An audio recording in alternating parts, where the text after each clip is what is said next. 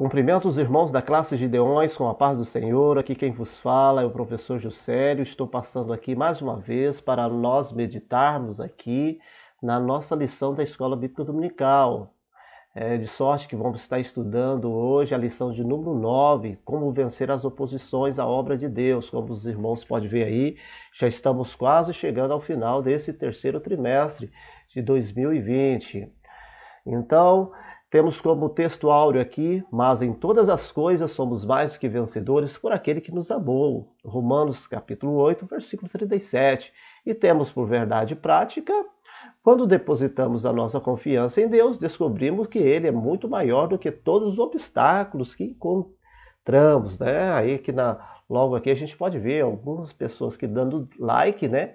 E outras pessoas que já dando o dislike, como que está sendo chamado aí nessa nova geração da internet aí, né? Já antes era o joinha, né? E agora o sinal de positivo, o sinal de negativo, tá bem? São oposições, tá bem?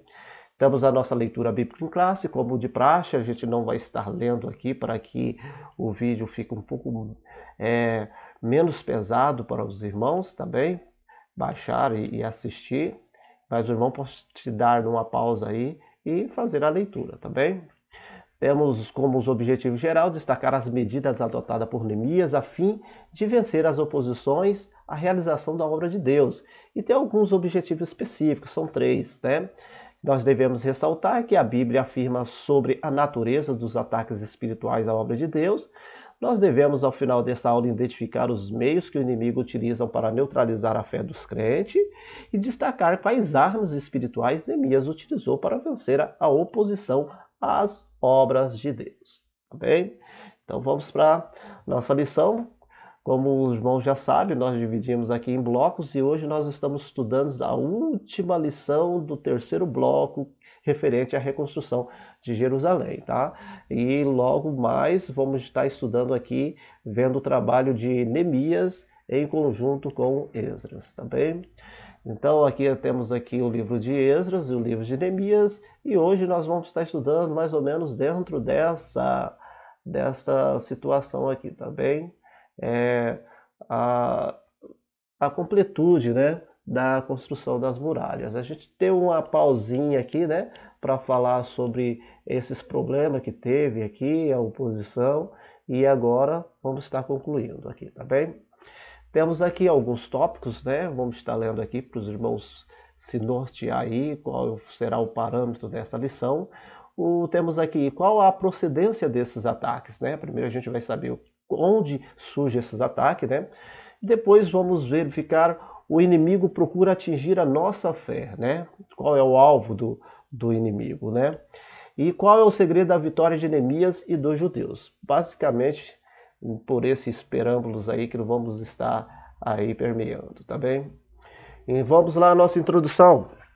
Na lição 7, observamos como a construção dos muros em Jerusalém provocou uma dura resistência por parte dos samaritanos, tá bem? Irmãos, aqui eu entendo aqui que não foi a lição 7. A gente coloca aqui conforme está na lição, né? Mas cabe nós também fazer uma retificação aqui, né? Eu creio que foi na lição 6 que a gente trabalhou essa parte aqui, tá bem? Mas os irmãos podem estar resgatando aí as aulas e verificando que de fato foi na lição 6, né? Nesta lição iremos observar mais detalhadamente as diferentes formas dos seus ataques, o modo como os judeus conseguiram vencê-lo e concluir a obra. Essa aí é o que nós vamos estar vendo nessa lição, tá bem? Qual a procedência desses ataques, né? A Bíblia revela a verdade e força por trás desses ataques. Aqui temos aqui um recorte de uma lição do primeiro trimestre de 2019 aqui, onde quem era o comentarista é o nosso pastor Ezequias Soares, né? E aqui vai falar aqui que nossa luta é antes de tudo espiritual, né? Porque não temos que lutar contra, né? Os irmãos podem observar aqui que tem 5 contra e a gente vai falar mais embaixo. Contra a carne e sangue, mas sim contra os principados, contra as potestades, contra os príncipes das trevas deste século, contra as hostes espirituais da maldade nos lugares celestiais, tá bem? A palavra contra se repete 5 vezes, reforçando a ideia da atuação do adversário e seu reino. Trata-se aqui de uma batalha espiritual, tá bem, irmãos? Então aqui, esses 5 contra aqui dá a dimensão, né, de quão ferrenha é essa luta do inimigo contra o cristão.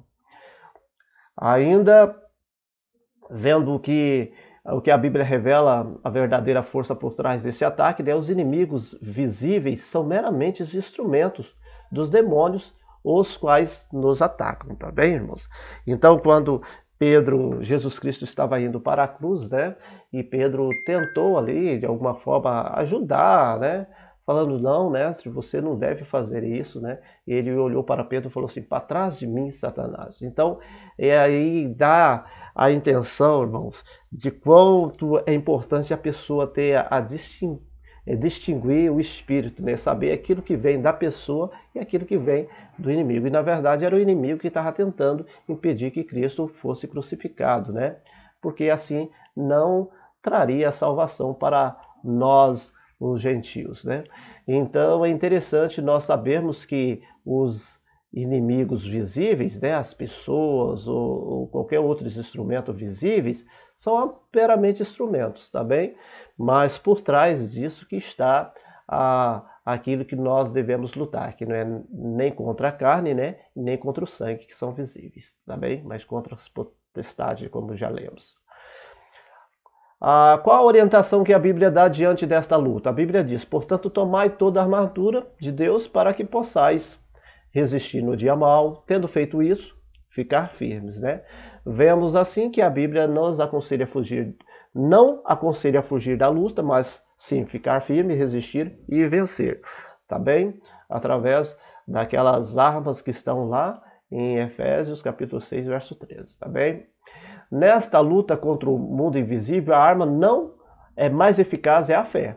Pela fé experimentamos a operação do Espírito Santo em nossa vida. Quem é que vence o mundo? Senão aquele que crê que Jesus Cristo é o Filho de Deus, né? Milita a boa milícia da fé, toma posse da vida eterna. Jamais devemos permitir que alguma coisa venha abalar a nossa fé, né? Então, quando a gente lê lá em Hebreus, né, capítulo 11, né, a galeria da fé, a gente pode ver quantas pessoas ali que conseguiram, né, através da fé, mudar muita coisa no mundo, né, espiritual, né, e ser assim exemplo para nós, né, desde Abraão até Raabe, né, entrou ali naquela galeria das fé, né? Interessante os irmãos ler lá em Hebreus 11, né? E temos aqui nós podemos ver que lá em Efésios o escudo que nos protege é a fé, né?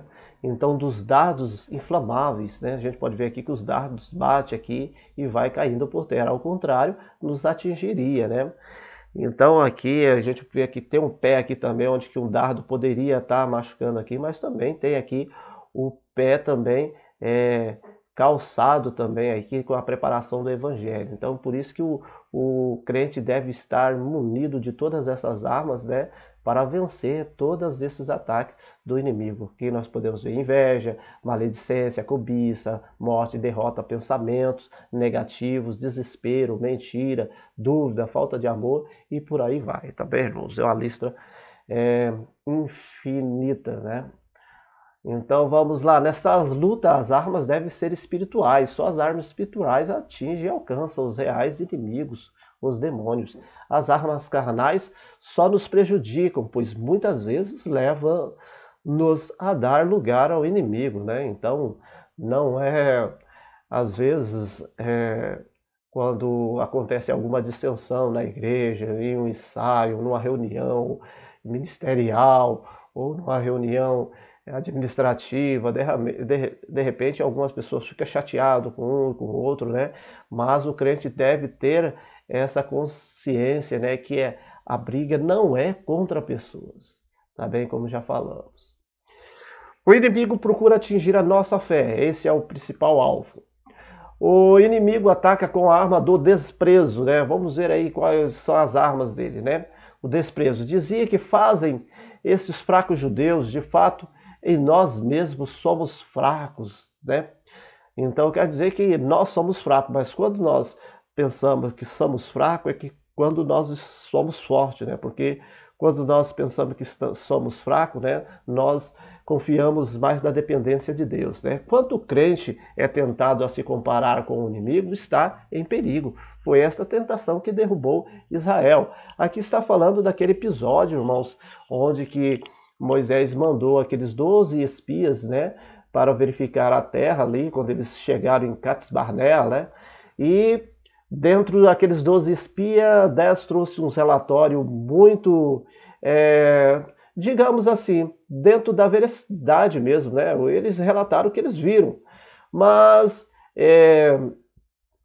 Josué e Caleb também trouxe o seu relatório, mas a diferença é que quando, no seu relatório, aqueles outros 10, eles temiam, tinham medo, e a recomendação, o parecer dentro daquele relatório é que ele não subisse contra aquelas pessoas de Canaã, porque lá tinha gigantes, mas Josué e Caleb deu um relatório, um parecer positivo, né? Na confiança em Deus, né? Não menosprezando, né? Que lá havia gigantes, né? Mas eles, contudo, eles estavam confiando na presença de Deus, tá bem, irmãos? Então essa questão da nossa fé não é nós menosprezar aquilo que existe na realidade, né? Mas é nós sabermos que dentro daquela realidade Deus é maior, tá bem, meus irmãos? Então o inimigo ataca com a arma do escárnio, né? Então a gente viu desprezo, agora escárnio. Quando os servos de Deus sofrem escárnio, são tentados a ficarem desanimados. Os fiéis sempre tiveram que suportar escárnio. Então aqui tem uma série de situações onde que os povo de Deus, né, é tido aí como motivo de chacota, né? Nós podemos ver lá em Ezequiel, né, quando Elias foi arrebatado, né? Ezequiel não, a gente vê lá, acho que é 1ª Reis ou 2ª Reis, né? E aquelas jovens xingavam, tirava sarro de Eliseu, né? Sobe calvo, sobe careca, né? E a Bíblia nos fala que mandou ali umas leoas, saiu ali e consumiu com aqueles jovens. Então, Jesus Cristo também foi motivo de escárnio, né? E tem uma passagem bíblica que Jesus Cristo fala para os seus discípulos, olha, se eles atacaram até o pai de família, o que ele nos faria com os domésticos, né? Então, nós, como somos domésticos, irmãos, então nós devemos estar preparados, que uma hora ou outra somos escandalizados, tiram chacota de nós, mas em nome de Jesus Cristo vamos vencendo, tá bem, irmãos? Então aqui o inimigo chama a nossa atenção para a imensidade das tarefas. Vivificaram dos montes de pó as pedras que foram queimadas, né? Então, aqui também nós podemos ver quando eles olhavam para aquele montão de pedra, aquele montão, então eles tentavam mostrar para ele a dimensão da tarefa, né? Para que eles se sentissem inferior, né? Então, nós não devemos olhar para essa dimensão dessa tarefa, mas nós devemos trabalhar, porque um dia, com certeza, nosso labor terá fim e seremos galardoados, tá bem? Quem faz a obra de Deus, mas ele usa instrumentos ainda que estes sejam pequenos e a tarefa seja grande, tá bem, irmãos? Então vamos para frente. O inimigo usa contra nós os boatos e as mentiras. Os samaritanos espalhavam calúnia contra Neemias, dizendo que ele planejava constituir-se rei, né? Então, Jesus aconselhou aqueles que sofrerem acusações mentirosas a alegrarem-se e a exultarem, e a não tentarem para o que se fala deles, né? Então, não Jesus Cristo, a Bíblia nos fala que ele suportou a afronta, né?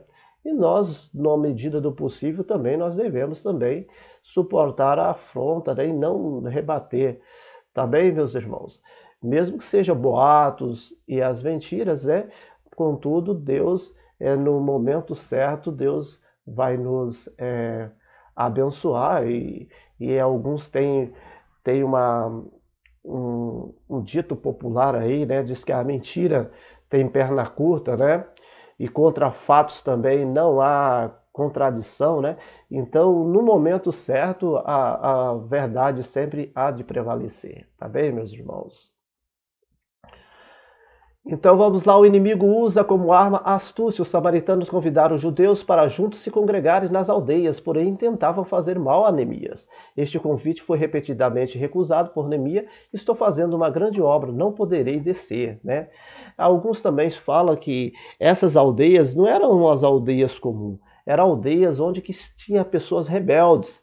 E da medida que Neemias se ajuntasse a essas aldeias rebeldes, ele também teria denunciado como fazendo parte desses rebeldes. Então ele poderia perder ali a confiança que o rei tinha nele, né? Então são astúcias, né? São ciladas, são armadilhas que tentam também para nos tentar derrotar, tá bem? Mas devemos estar prudentes, né?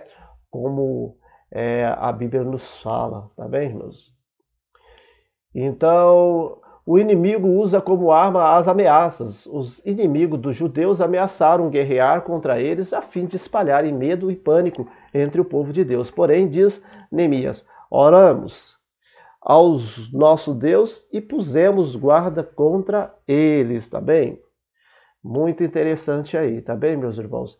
Que o que me chama bastante atenção aqui, nessa parte aqui, que Neemias ele não parou a obra, né, para se preparar um exército, mas fazendo a obra do Senhor, ele conseguiu se precaver, né, se armar ali, né, e ficar à espreita, né, esperando que, se por acaso sofresse algum ataque, eles pudessem revidar, tá bem?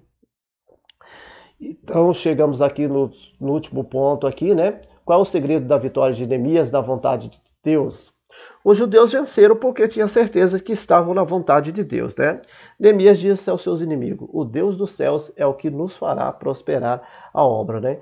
Então é interessante nós descobrirmos qual seja a boa e perfeita vontade do Senhor para nossas vidas e nos apegarmos a essa vontade de Deus para nossas vidas e fazer a obra do Senhor Jesus dentro daquilo que ele tem proposto para nós, né? Neemias sabia que o Senhor o havia enviado para Jerusalém e que pelejava por eles, né? Então, quando nós estamos debaixo da vontade de Deus, Deus há de pelejar por nós, tá bem?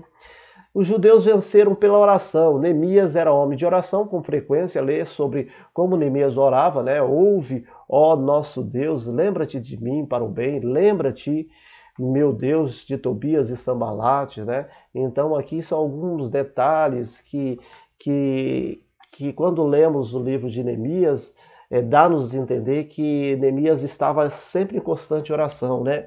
Por que não falar daquela primeira oração, que quando ele recebeu o seu irmão lá, que ele perguntou sobre os muros de Jerusalém, a Bíblia nos fala que ele sentou-se, jejuou e orou, e quando a gente olha ali dentro de um calendário judaico ali, eles orou pelo menos 4 meses, né?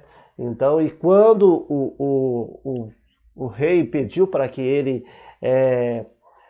fizesse algum pedido referente àquela situação, ele orou novamente. Então a gente vê que a vida de Neemias era de constante oração, tá bem? E devemos também orar, aqui uma recomendação, né? Orai sem cessar. Jesus Cristo deixou-nos o mesmo ensino. Falou-nos da necessidade de preservarmos na oração. O que é, então, perseverança em oração? É impedir que alguma coisa nos estorve a orar, é persistir em orar, ainda que o diabo procure tornar pesada e difícil a oração. É orar até que venha a resposta, né? É uma prova de que o espírito de oração opera em nós, tá bem? Isso aqui são algumas recomendações, né? Do que é perseverança em oração. Chegamos à nossa conclusão e aqui temos algumas recorte aqui do que nós vimos nessa lição, né? No primeiro ponto aqui nós podemos ver que nós vimos que a nossa luta é antes de tudo espiritual, os inimigos visíveis são meramente instrumentos do demônio, os quais nos atacam. No entanto, as nossas armas também são espirituais, pois não lutamos contra a carne e sangue. No ponto 2 aqui nós podemos ver que o inimigo utiliza as ferramentas do desprezo, da mentira, do escárnio, né? Mas é importante entender que isto faz parte da cruz e que devemos aceitar quando seguimos a Jesus, né? Aqui não está todas porque aí a gente pode ver aqui que teve também a ameaça, teve as astúcias, os boatos, a mentira, teve também a distração, né? Quando pede para que a pessoa olhe para a dimensão da obra, né? É para que a pessoa se distrai e assim por diante. São essas armas aí que os inimigos têm tentado, são ferramentas que ele tem tentado usar contra nós, né?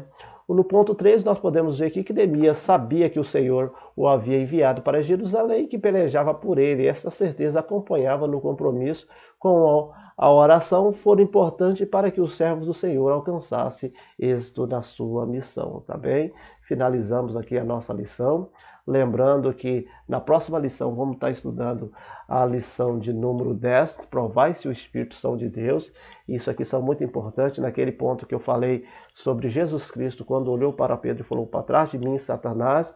Aqui nós podemos ver que ele tinha um discernimento de espírito, né? Então, nesse tempo tão difícil, irmão, essa lição será muito importante, onde que aparecem tantos profetas, né? Proferindo tantas palavras, né? Algumas boas, algumas até de maldição. Nós devemos pegar tudo isso aí e colocar à luz da Bíblia para saber o que vem de Deus e o que não, tá bem? Então temos nosso contato aí, se algum tiver alguma dúvida quanto a isso aí, pode entrar em contato conosco. No mais, eu agradeço a todos que estão aí nos acompanhando, pedindo a oração dos irmãos ao nosso favor, e até a próxima, em nome do Senhor Jesus Cristo. Amém.